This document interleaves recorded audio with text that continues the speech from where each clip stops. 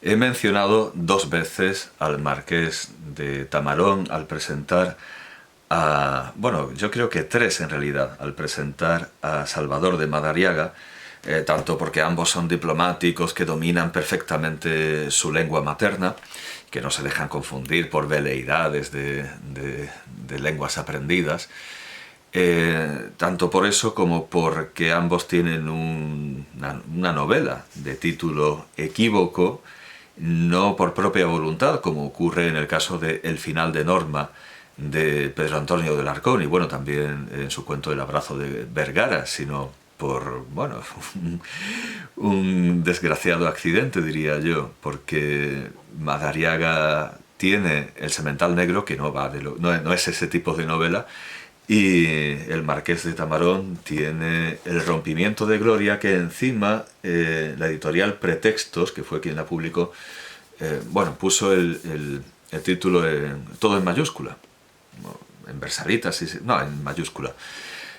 Con lo cual se establece el equívoco de si realmente está hablando de lo que vemos en la imagen, que por cierto está en el Museo Thyssen-Bornemisza, si no recuerdo mal, lo he visto allí hace poco, lo he visto allí este año, sí, en el Museo Thyssen-Bornemisza de Madrid.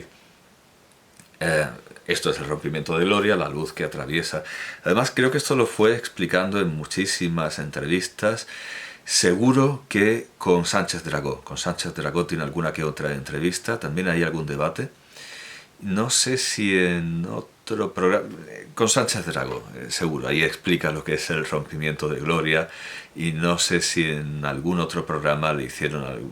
No, creo que nadie le dijo que eso podía tener un doble sentido. De hecho, una de las razones por las que he tardado tanto en presentar al Marqués de Tamarón y ahora en mencionarlo a propósito de Madariaga, que como él es un diplomático con un dominio perfecto del castellano, si he tardado tanto ha sido porque, bueno, estaba tomando notas, quería hacer un comentario profundo, ya que esta novela trata del incesto. Por cierto, no está dedicada a un García Valdecasas como el romance de Tamar y Amnón de Lorca, que se lo dedicó al padre de José Guillermo García Valdecasas, al don Alfonso García Valdecasas.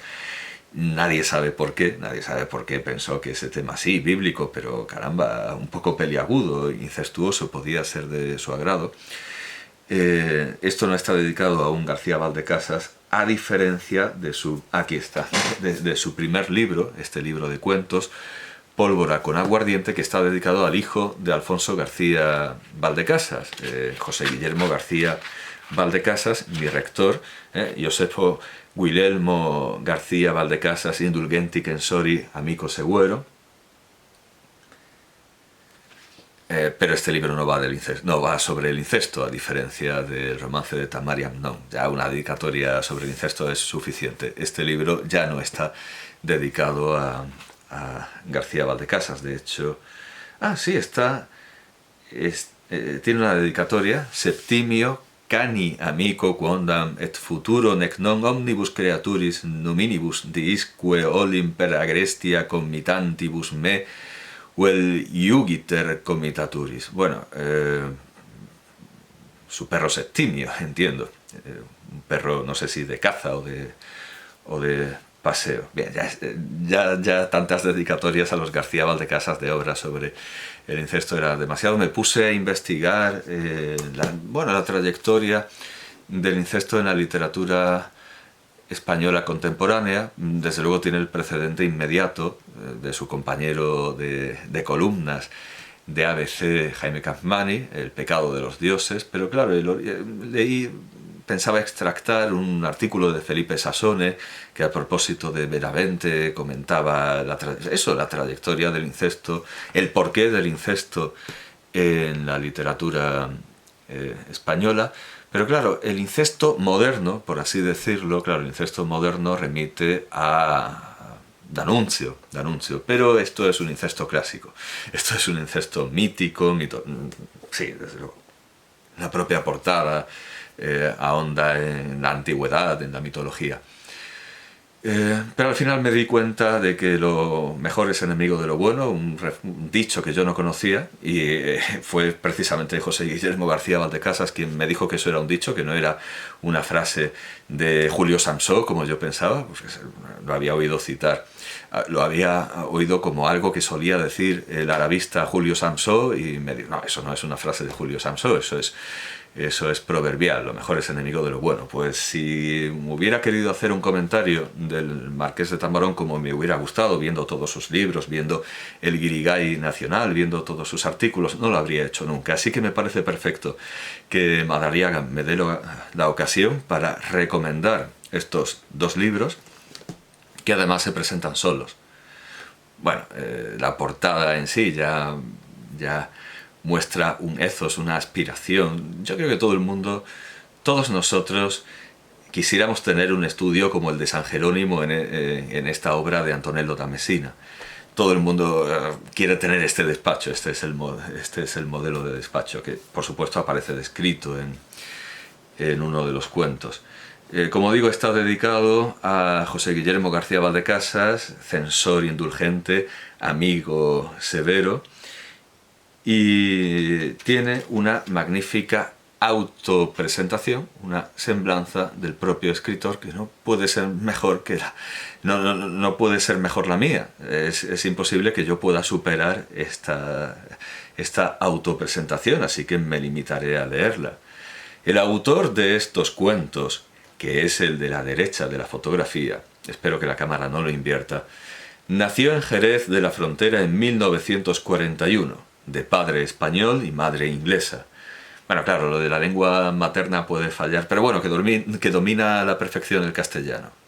Habla un castellano modélico dándole en los morros a Francisco Umbral cuando dice no se pueden saber varias lenguas porque entonces se hablan mal. No, él habla muchas lenguas bien y desde luego su castellano es modélico. Algunos hasta lo acusan de hipercorrecto y de hipercrítico. Como diplomático ha vivido 14 años fuera de España, en Mauritania, Francia, Dinamarca y el Canadá. Por todo ello considera innecesario esmaltar su prosa con finas palabras extranjeras. Su parnaso particular es variopinto. Giraudoux, Evelyn Waugh, Cunqueiro, John Buchan, pero los ama platónicamente, sin intentar siquiera imitarlos. No ya por contradictorios, sino por inalcanzables.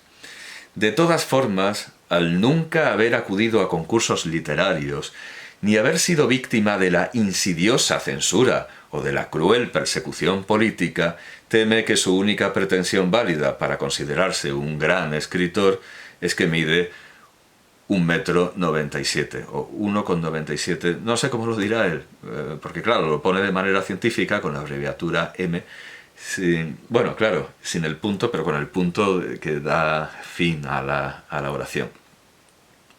1,97 m o 1,97. Bueno, da igual. Sería interesante ver cómo lo lee él. Hay cosas que no plantean preguntas cuando uno las lee en silencio y sí las plantean cuando uno las lee en alta voz.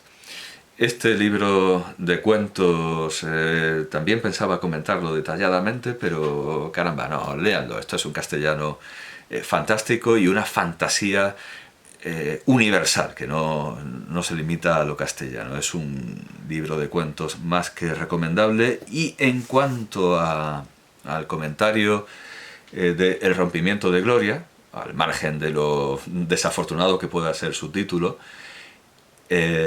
y de lo que ya he dicho, que no se trata de un incesto d'Annunziano, no se trata del incesto moderno, sino que se trata del incesto, vamos, ni siquiera el de la tragedia griega, se trata del incesto de los dioses, de los seres míticos, de los seres preterhumanos, o bueno, que va más allá de lo humano.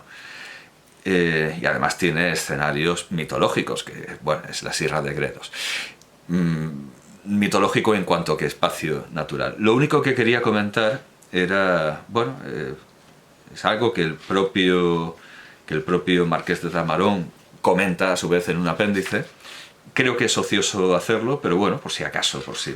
lo dudo mucho que esto no...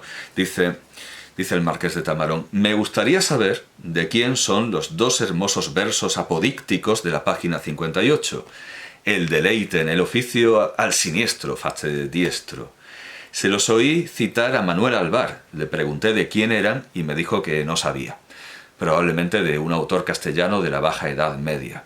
Si algún lector me ilustra, se lo agradeceré mucho. Bueno, yo creo que es ocioso contestar a esta pregunta del año 2003. Yo creo que desde 2003 a acá ya le habrán dicho miles de... Bueno, no sé cuántos ejemplares vendió esto, pero bueno, le habrán dicho cientos de miles de lectores de ambos hemisferios, de todos los hemisferios posibles, y algún selenita incluso, ya les habrán dicho que el problema de los versos es que tiene algunas palabras fuera de lugar, la cita está un poco trastocada, pero que aun estando trastocada es plenamente reconocible como del Marqués de Santillana. Es del Marqués de Santillana, lo cual es desde luego muy simpático, porque el Marqués de Santillana entronca con la Casa del Infantado, que protege el Real Colegio de España, que a su vez fue heroicamente protegido por José Guillermo García Valdecasas y sigue estando protegido por sus discípulos. Así que, bueno, evidentemente es casi una vanidad intolerable por mi parte el creer que esta pregunta no está contestada, y que seguramente el propio Marqués de Tamarón recapacitaría y diría, bueno, pues quizá la cita no está... Seguro que el propio Marqués de Tamarón lo ha encontrado, o lo ha incluso releído, porque esto está desde luego en las obras completas del Marqués de Santillana de Kerckhoff en Planeta. Y seguramente es una pedantería fuera de lugar el que yo conteste a esta pregunta de 2003, de hace 20 años. Pero bueno, por si acaso, por algún milagro, a todo el mundo se le ha pasado sospechosamente, ha entrado en un sueño de adormidera o de lotófagos, ha comido la semilla del loto, y no sé si es la semilla o la flor, y se ha olvidado, ha entrado en el leteo y se ha olvidado de contestar a esta pregunta. Bueno, pues lo hago 20 años después. Es del Marqués de Santillana. Y en cuanto a los hipotéticos lectores, a quienes todavía no son lectores del Marqués de Tamarón, bueno, pues ¿a qué esperan? Y desde luego, ya lo digo, es una presentación incompleta porque quedan sus artículos en prensa, que por supuesto se pueden leer en ABC. Y hay algo que me preocupa, que es al comentar la frase de que Madariaga era un tonto en 5 idiomas, no, lo de ser un tonto en varios idiomas, ese artículo de 1983 creo que remite a uno de 1966 que le mandó a Madariaga sin saber que estaba en plena lucha contra la propaganda franquista, y que la propaganda franquista no paraba de repetirlo, de que Ortega y Gasset, no Ortega José, sino no el sabio, sino el tonto, según, bueno, eso... Para eso remito a la presentación de Madariaga. No soy yo el que llama tonto a Eduardo Ortega y Gasset. Bueno, pues él no sabía que estaba en esa lucha. Bueno, pues ese artículo de 1966 en El Norte de Castilla, cuando escribió el artículo en los años 80, y parece que después también cuando lo digitalizó, no lo pudo encontrar, no lo pudo volver a encontrar, porque parece ser, no lo sé, no se me ha ocurrido mirar la hemeroteca de El Norte de Castilla. No sé si sería una hemeroteca también distinguidísima. Es, creo, el decano de la prensa española, y escribía Delibes y escribían grandísimos literatos.